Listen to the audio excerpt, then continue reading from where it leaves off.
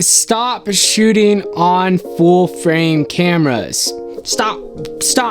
In this video, I'm going to be telling you guys why you should be shooting on micro four third cameras, all the benefits of it, and some of the cons from full frame cameras. You wasting your money, man. Little disclaimer before I start diving into all of my reasons.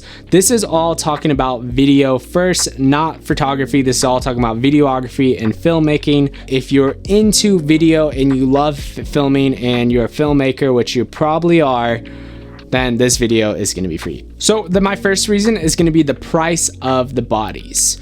The price of the bodies alone, for example, the GH6 is coming around $2,300 for an amazing spec'd out camera, while the Sony a7S III of the market right now is coming around that $3,500. My second reason is the lack of features full frame cameras offer. Now what I mean by this is if you are buying a $2,000 body only for a full frame camera, is basically just buying the Panasonic G9, which is $1,000 less for the similar features in it. My third reason is the cost of lenses. The cost of lenses is actually pretty crazy. To get a full frame lens with nice quality glass, you are looking to spend anywhere from $800 to $2,000. Now, similarly, you can spend that money on micro four thirds glass, but you can get really high quality glass around that $200 to $800 price range, depending on what you are looking for. So my fourth reason is that it's harder to get tight shots because there's no crop factor. When you're on a micro four third camera and say you have a 25mm, or which is a 50mm equivalent to full frame, it's actually much easier to get tighter shots, to get really nice and close. In comparison, if you're on a full frame camera, using a 50mm is really hard to get nice detailed tight shots. You're trying to get nice close up and tight, but because it's such a wide angle, they're out of focus because they're out of your depth of field.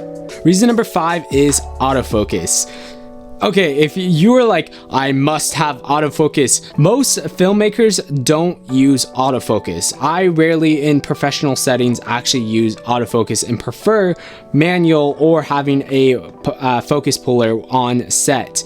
Reason number 6 is the depth of field. Whoa, hold up. Did I just say depth of field? Okay, full frame cameras are known to have crazy depth of field, but if you're shooting videos and you're a filmmaker, you do not need crazy amount of depth of field, and there's nothing worse than when you are on an 80mm and you miss your focus because your aperture was too low, or you're doing a couple shoot and one of the couple is not in focus because your aperture was way too low.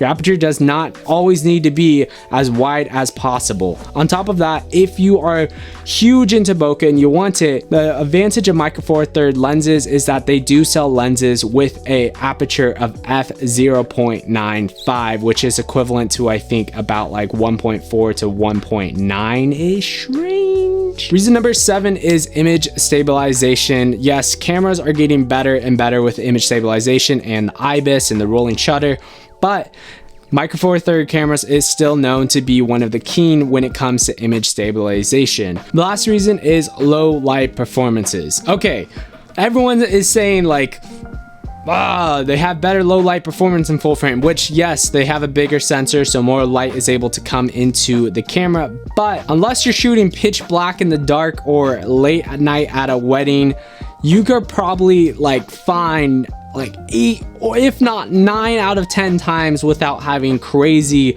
night vision capabilities out of a camera. And on top of that, it's still extremely usable to get low light and great low light performance out of micro four third cameras. If you're still on the fence if you should buy full frame or micro four third camera, check out this video right here why I give you a couple reasons on why you should buy a micro four third camera.